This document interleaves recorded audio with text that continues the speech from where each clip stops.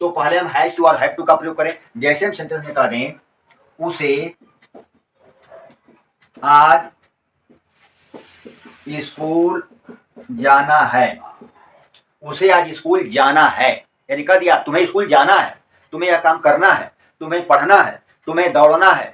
अगर इस प्रकार से कर दिया जाए, दबाव के साथ अगर कर दिया जाए, तो ये सब्जेक्ट अंडर प्रेशर होता है, दबाव में होता है। जैसे उसे आज स्कूल जाना है, यानी कह रहे हैं कि उसे आज स्कूल जाना है। अगर न भी जाना चाहे तब भी उसको जाना पड़ेगा। इसे हो जाएगा he has to go to school, he has to go to school. ये टू प्रीपोजिशन है, इन्फिनिटिव नहीं है, टू प्रीपोजिशन है। अगर एक वर्ब से पहले आते एक इन्फिनिटिव, ये क्या हो गया? इन्फिनिटिव हो गया।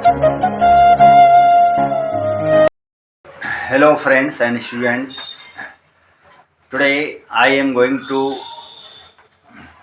identify the use of has to, have to, is to, are to, am to.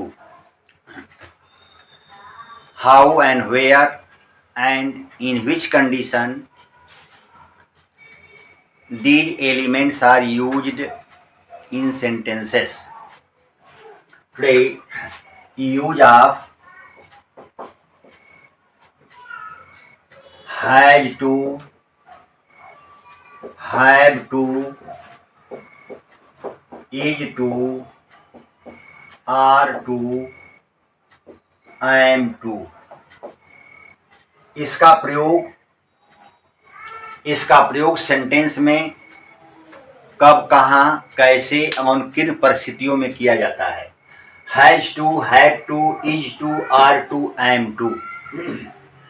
हम जानते हैं कि जब किसी वर्ब से पहले टू का प्रयोग किया जाए, मेन वर्ब से पहले टू का प्रयोग किया जाए, तो वह इन्फिनिटिव हो जाता है। क्या होता है? इन्फिनिटिव। और उसका सेंस ना, नी, ने से निकलता है। हिंदी में उसका भाव ना, नी, ने से निकाला जाता है या के लिए से निकाला जाता है। जैसे I go to school to read, मैं स्कूल पढ़ने के लिए जाता हूँ, वो भी ने आया, पढ़ने के लिए जाता हूँ। तो यहाँ पर हैज टू और हैव टू हम सबसे पहले बताने जा रहे हैं। हैज टू और हैव टू, ये पहला है हैज टू और हैव टू। ये फर्स्ट स्टेप में कि हैज टू और हैव टू का प्रयोग कब किया जाता है।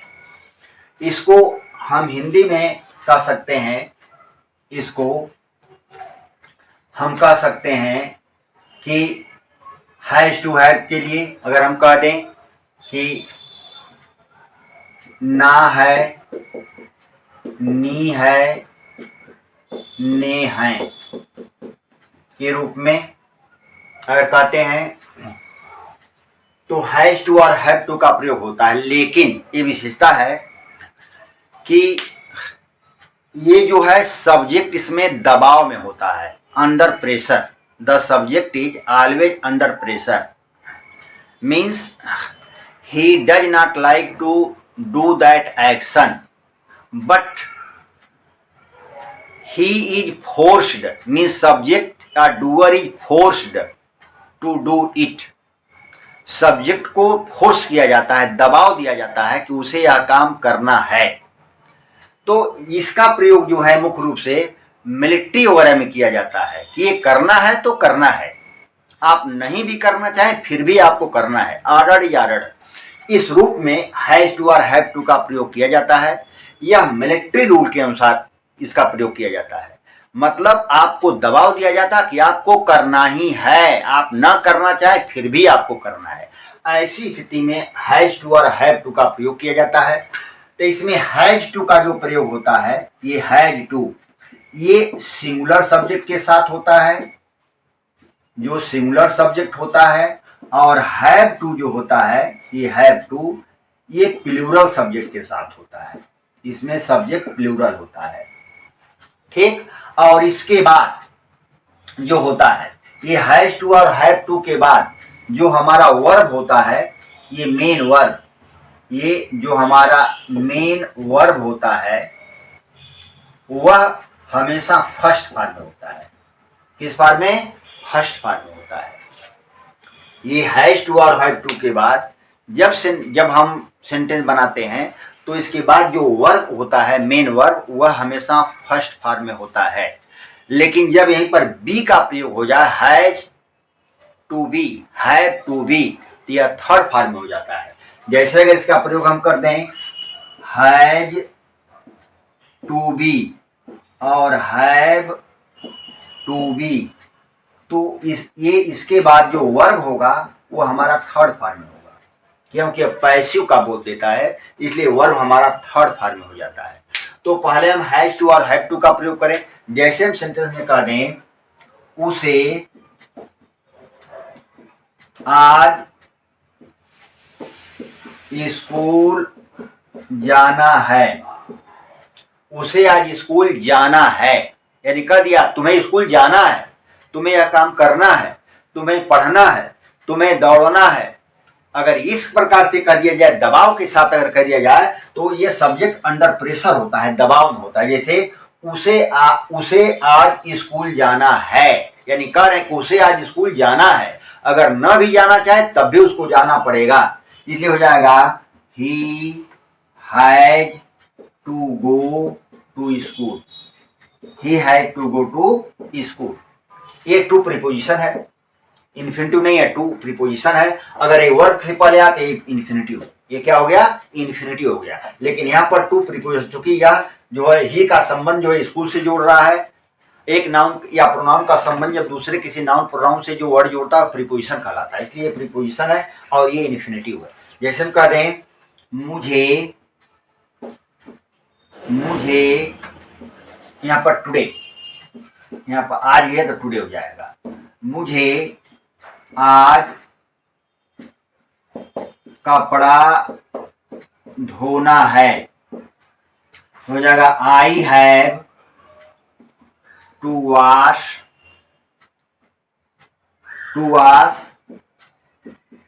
The clothes today. क्लोथ, देखिए दो चीज होता है, एक होता है क्लॉथ, एक होता है cloth.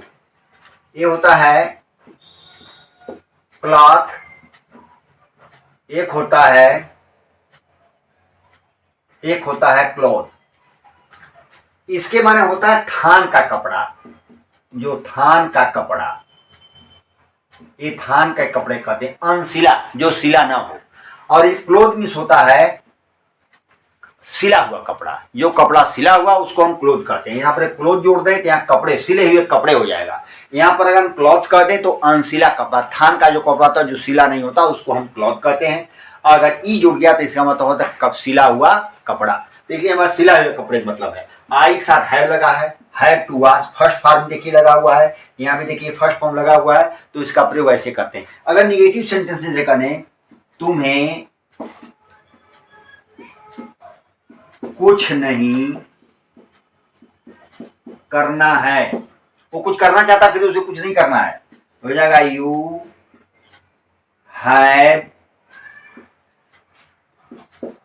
Have to do nothing.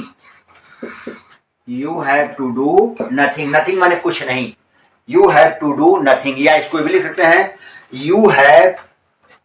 You have not to do anything, ये भी कह सकते हैं you have not to do anything, क्या हो जाएगा एनीथिंग, ये भी हो जाएगा you have not to do. अब यहाँ नॉट के बाद तब टू लगेगा, वर्ब से पहले टू का प्रयोग किया जाता है, इन्फिनिटिव हो गया, तो you have not to do anything. अगर कह दे कि you have not to do something तो गलत हो जाएगा, यहाँ एनीथिंग है। कोई भी चीज के लिए नेगेटिव जब सेंटेंस होता है तो एनीथिंग का प्रयोग, अगर अफर्मेटिव होता है तो समथिंग का प्रयोग करते हैं। तो इंट्रोगेटिव नेगेटिव में एनीथिंग, और अगर अफर्मेटिव है तो उसमें जो है समथिंग का होता है। तो उसमें ये सेंटेंस ऐसे बनता है, इसको ऐसे बना लेते हैं। तो हैव टू और हैव टू का प्रयोग दबाव के लिए किया जाता है, दबाव पर हो सब्जेक्ट में हो तो इसका प्रयोग हम करते हैं सेंटेंस में। अगर इंट्रोगेटिव में जैसे कह दें क्या राम को नहीं, क्या राम को पाठ नहीं याद करना है, तो हो जाएगा हैज राम। जब कभी वाक्य इंट्रोगेटिव हो तो उसकी हेल्पिंग वर्ब पहले हो जाती है, क्या का बोध और हेल्पिंग वर्ब दोनों का बोध करा देता है। Has Ram not to learn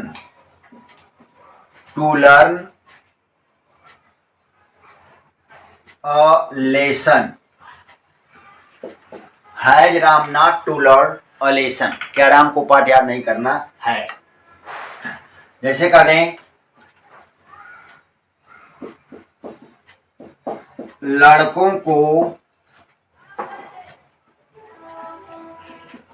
आज क्या नहीं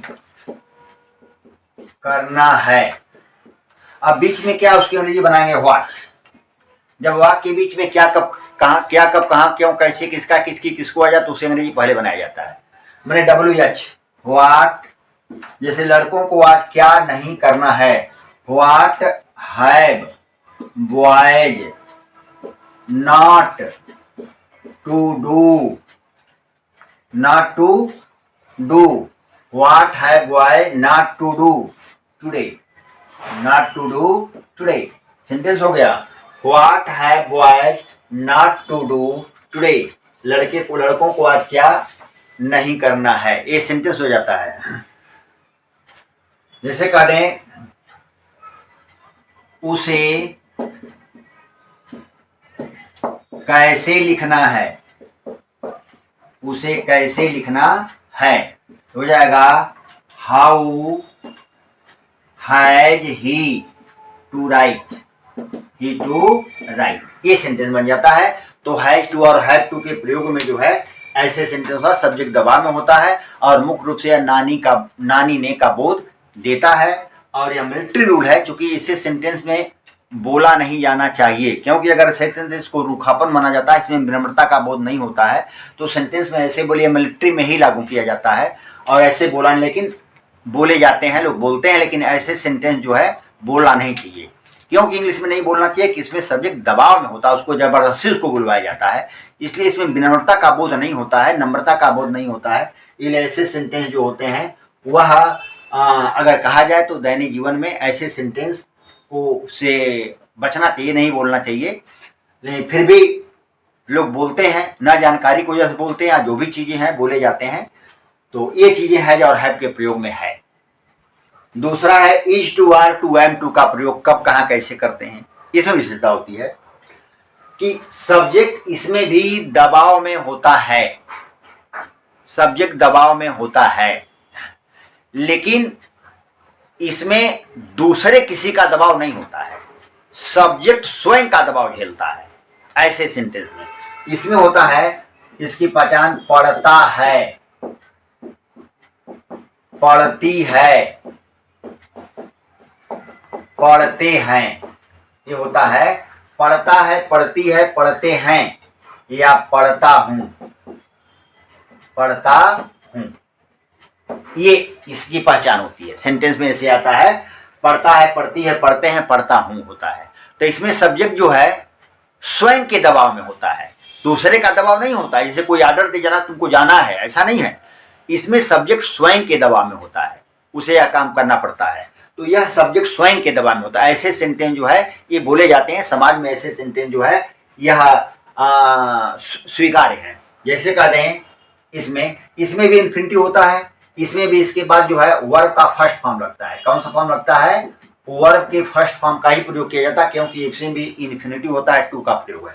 जैसे कह दें उसे जाना पड़ता है, अब कोई दूसरा नहीं, कि उसे जाना पड़ता है, वह स्वयं के दबाव में है, अपने आप के दबाव में है, इसलिए हो जाएगा he is to go, he is to गो।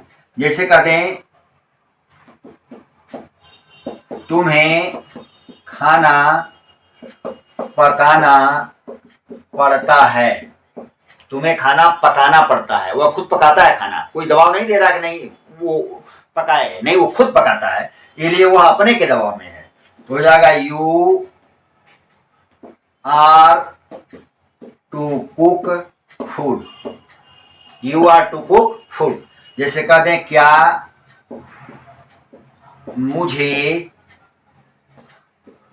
पत्र लिखना पड़ता है, तो हो जाएगा एम आई, इंट्रोगेटिव है, am I to write a letter, ये हो जाएगा am I to write a letter. जैसे वो इंट्रोगेटिव वाक्य भी जैसे कह दिया जाए, जैसे कह दें कि उन्हें क्या करना पड़ता है, उन्हें क्या करना पड़ता है, तो हो जाएगा व्हाट हैव दे, उन्हें का हो जाएगा they, what have they to do, what have they to do.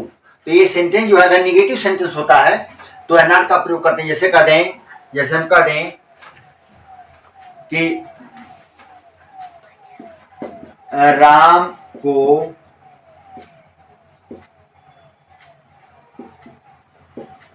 School क्यों नहीं जाना पड़ता है, तो हो जाएगा व्हाई